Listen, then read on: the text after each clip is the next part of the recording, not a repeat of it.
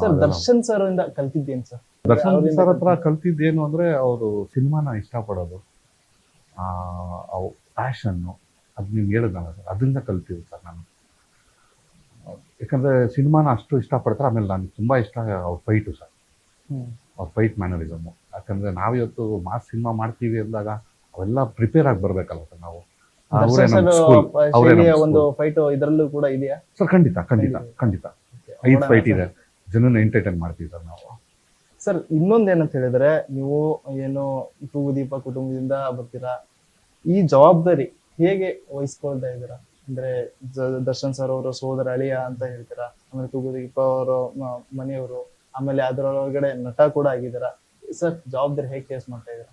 Sir actually ಜವಾಬ್ದಾರಿ ಎಲ್ಲಕ್ಕಿಂತ ಜಾಸ್ತಿ ನಮಗಿರುತ್ತೆ. ಯಾಕಂದರೆ ಇವಾಗ ನಾನು ಏನೇ ಮಾಡಿದ್ರು ಆ ರಿಫ್ಲೆಕ್ಷನ್ ಅವ್ರ ಮೇಲೆ ಬೀಳುತ್ತೆ, ನನ್ನ ಒಳ್ಳೆಯದು ಕೆಟ್ಟದ್ದು ಎರಡೂ. ಸೊ ಆದಷ್ಟು ಕಾನ್ಷಿಯಸ್ ಆಗಿರಬೇಕು ಸರ್. ಯಾಕಂದ್ರೆ ಬೇರೆ ಯಾರನ್ನಾಗಿದ್ದರೆ ಬಿಡು, ಇವತ್ತು ಬರ್ತೀನಿ, ಇವತ್ತು ಆಗಿಲ್ವಾ ಹೀರೋ, ನಾಳೆ ಮನೆಗೆ ಹೋಗ್ತೀನಿ ಅನ್ನೋ ಥರ ಇಲ್ಲ ನನಗೆ. ಸೊ ಕಾನ್ಷಿಯಸ್ ಜಾಸ್ತಿ ಇರಬೇಕು ಸರ್.